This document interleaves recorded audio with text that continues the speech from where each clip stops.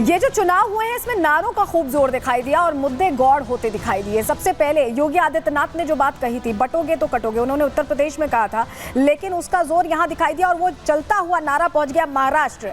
और यहां पर विपक्षी पार्टियों को टेंशन हो गई, क्योंकि योगी ने जो कहा उससे जो जाति वाली पॉलिटिक्स खेली जाती है वो समीकरण ध्वस्त होते दिखाई दिए विपक्षी पार्टियों के लिए, और ऐसे में टेंशन यहां बढ़ती दिखाई दी। अखिलेश यादव फिर मैदान में आए। अखिलेश यादव इसलिए आए कि उन्हें लगा कि अब इस पर जवाब देना होगा। वो भी मुद्दों पर बात नहीं कर पाए। उन्होंने कहा कि पीडीए जोड़ेगी और जीतेगी। पीडीए का जिक्र देखिए यहां भी उनकी तरफ से किया गया। और उसके बाद आती है महाराष्ट्र में वो हलचल, जहां विपक्ष मुद्दों की बात नहीं करता, लेकिन बयानों पर बयान दिए जाते हैं। क्योंकि असदुद्दीन ओवैसी भी 16 सीटों पर, मुस्लिम बाहुल इलाके वाली सीटों पर चुनाव लड़ रहे हैं, तो उन्होंने, दोनों ही ओवैसी ब्रदर्स ने, सिर्फ असदुद्दीन ने नहीं, अकबरुद्दीन ने भी यहां पहुंचकर 15 मिनट का जिक्र किया। वो बयान जिसकी वजह से दोनों ओवैसी ब्रदर्स चर्चा में आए थे, केस तक दर्ज हो गया था अकबरुद्दीन पर।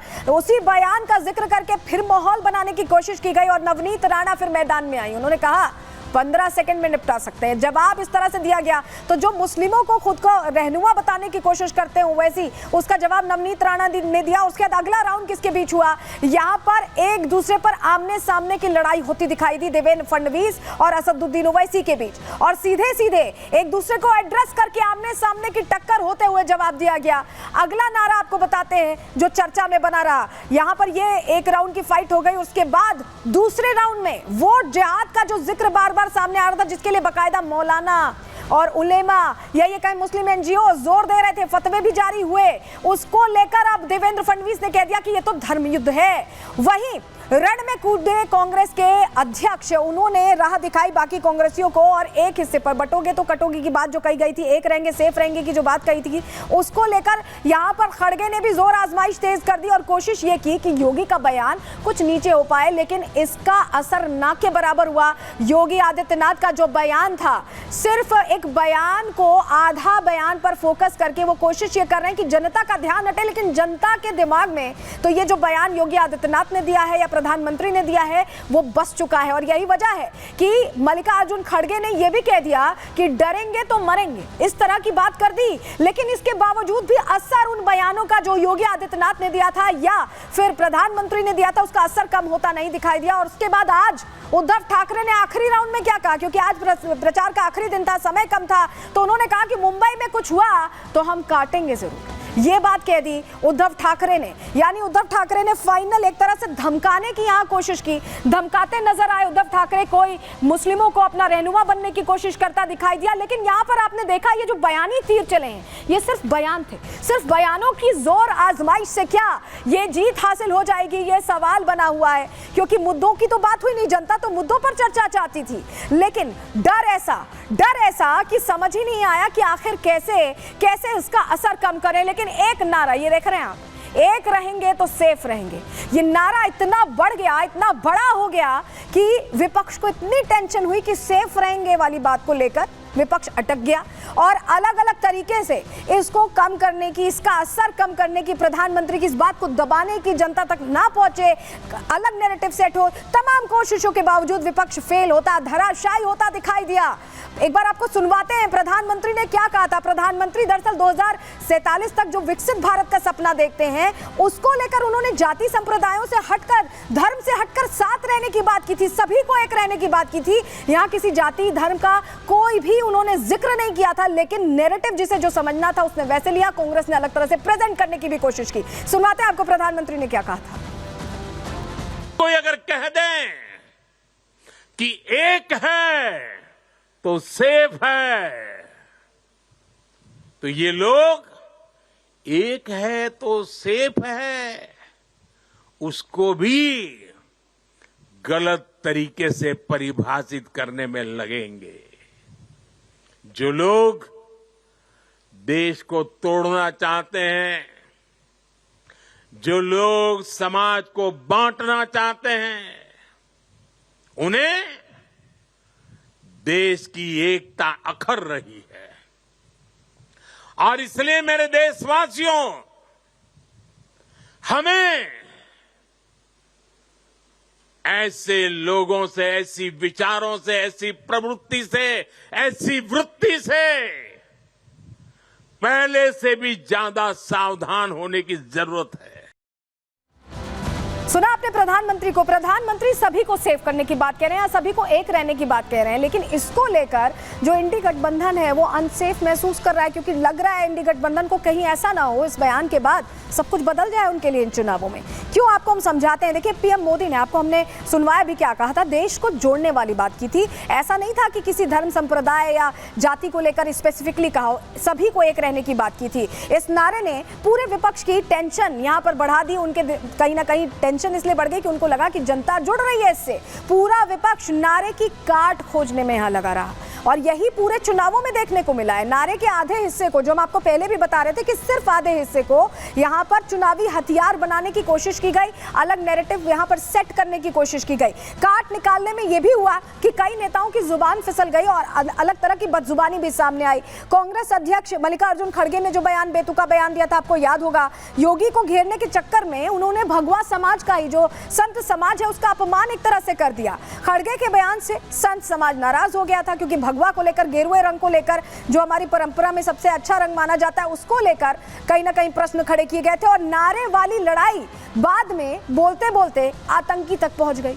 ओवैसी भी आधे बयान से मुस्लिमों को भड़काने में लग गए, क्योंकि ओवैसी का मकसद ही वही है, 16 सीटों पर जिन पर वो लड़ रहे हैं, मुस्लिम की बाहुल्य सीटें हैं और वही वो चाहते हैं कि ध्रुवीकरण हो। एनडी के नेता यहाँ अल्पसंख्यकों को डराने में लग गए। ये सारा नैरेटिव क्रिएट किया गया जिससे कि चुनावी फायदा मिल पाए, लेकिन चुनावी फायदा मिलता नहीं दिखाई दिया। लेकिन अब आपको बताते हैं, ये जो अनसेफ वाली फीलिंग आई, इसके बाद कैसे कैसे बयान इंडी गठबंधन के तमाम बड़े चेहरों से, या ये कहें विपक्ष के तमाम बड़े चेहरों की तरफ से दिए गए, कैसे अलग अलग राउंड्स में ये बयान दिए गए, सुनवा रहे हैं पहले आपको।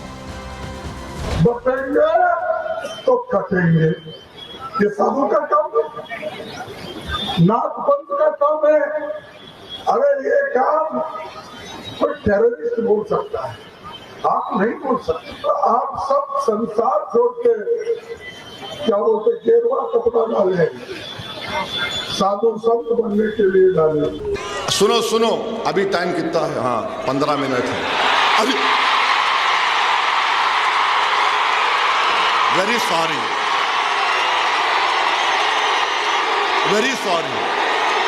9:45, देखो 9:45, 9:45 कैंपेनिंग का टाइम 10 बजे, अभी 15 मिनट बाकी है। सुना आपने कैसे भड़काने वाले, देश तोड़ने वाले बयान सिर्फ इसलिए दे दिए गए क्योंकि एक बयान का काट नहीं मिल रहा था। और ऐसा लग रहा है कि विपक्ष के लिए इस तरह के बयान देना या इस तरह की सरगर्मी एक तरह से दिखाना महाराष्ट्र चुनाव में, ऐसा लगा कि सियासी मजबूरी बनती दिखाई दी, क्योंकि फायदा तो उन्हें चुनावों में चाहिए ही था। रिपोर्ट आपको इसी से जुड़ी दिखा रहे हैं।